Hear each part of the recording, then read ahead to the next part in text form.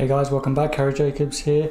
Now, I was at work the other day and there was a pile of pallets there, as often there is, and in amongst them were some quite small ones, and I suddenly had the thought I could probably paint on those.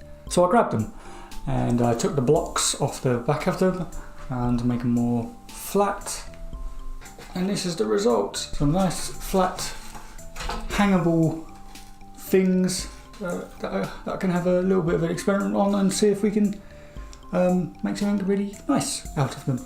Don't really know what I'm going to do with these yet, but let's just give it a go and see what happens, eh? Okay, so I think the first thing we need to do is sand this down a bit because it's a bit rough and ready around the edges. So let's do it.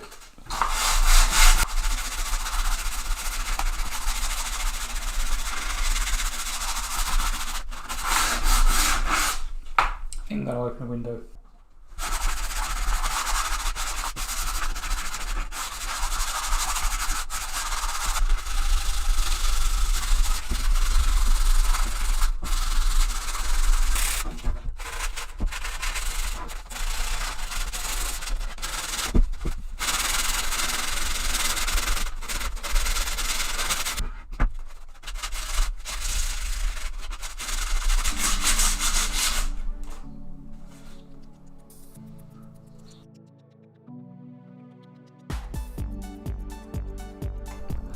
Okay, so I started off by putting a layer of gesso, white gesso, over the canvas.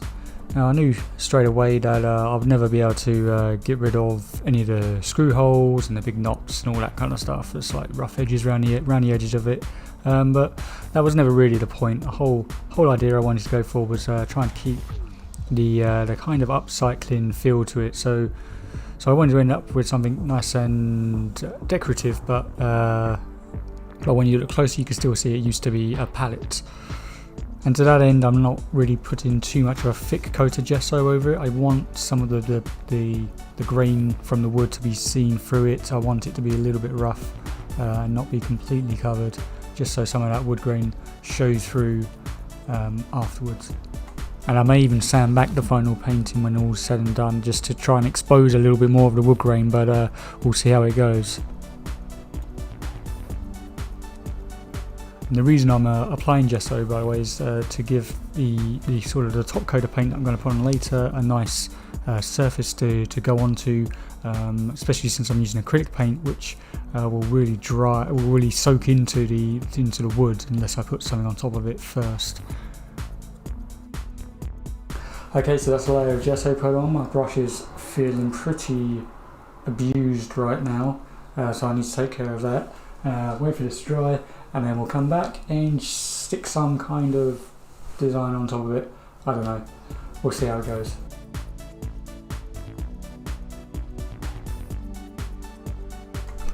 Okay, so I didn't really have a solid plan at this point. All I was trying to do from here was, well, what I knew I wanted to do was have a nice sort of gradient for the sky in the background. So I wanted to do kind of a funky green sky, sort of grading into a blue.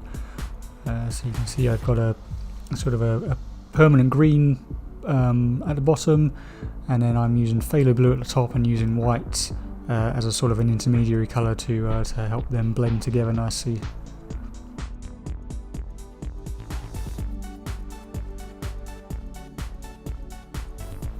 You can see there, that is what Bob would call a happy accident. I accidentally blended some of that dark blue down too far into the green, but as soon as I did that I realised, oh hang on, that looks a bit like an aurora, and I just ran with that idea. Just copied the same concept on the next few panels just to try and see if I could replicate it by basically blending it up exactly the way I did on the first panel, and then at the last minute dragging down some more of that dark blue at the top further down into the green to try and get the sort of the shafts of light that you get from an aurora.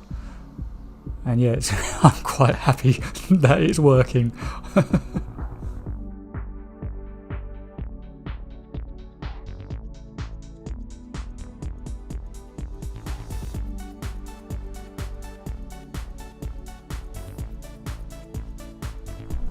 And throughout this painting I'm actually doing a bit of an experiment. I would usually use water on my brush, dampen my brush with water when I want to do these soft kind of blends with paint, but instead this time I decided to try just wetting my brush using retarder, the same retarder that I used in my Bob Ross liquid white acrylic liquid white video. And it actually worked really well. I mean, it was hard to tell exactly how well it was working on, because I'm painting on an old wooden palette, but I reckon if I was doing this on a smooth surface, I'd get some really nice effects from it. So that is something I'm going to try in the future, for sure.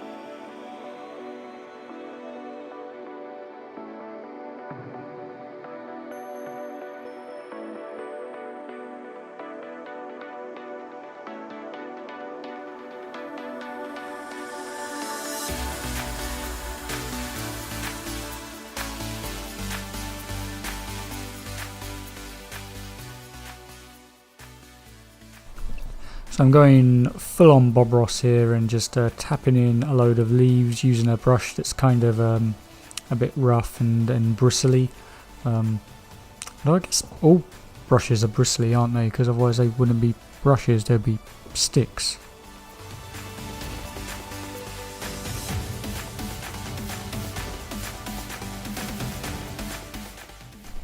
I really do like using this perspective of the trees as well.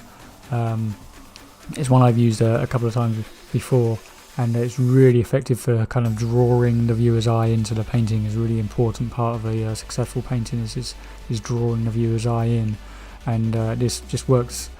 It works better just because of the vertical slats as well. It kind of, because the trees are kind of falling across the vertical slats, but also pointing inwards.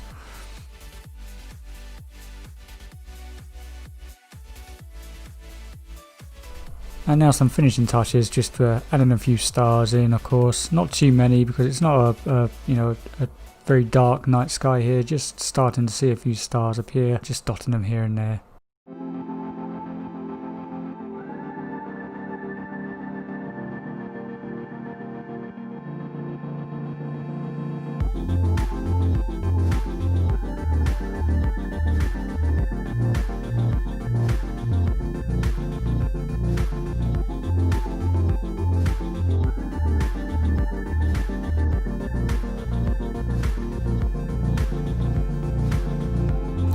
Right, so it's the next morning.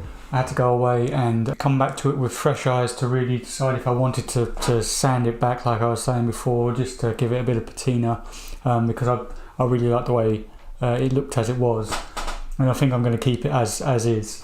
I'm not gonna sand it back, but I'm really happy with the result. I mean, look at it. So I think there's only one thing left to do. Let's get this thing up on the wall and see what it looks like. Right, okay, because we've got this nice little ledge at the back, we can literally just pop it up like so. So there you go, who would have thought it, an old scrappy pallet transformed into a beautiful piece of art to hang on your wall. I couldn't be happy with how it turned out. It looks even better now it's up on the wall. So guys, I hope you enjoyed the video. If you did, please be sure to hit that like button, subscribe if you're new, share this video with somebody that you think might enjoy it, and if you are interested in buying this or any of my other artworks, they're available at my store. And be sure to follow me on my socials as well. Keep up to date with what I'm up to day to day. But for now, that's all I've got time for. So until next time, cheerio. It's the way you choose to live your life.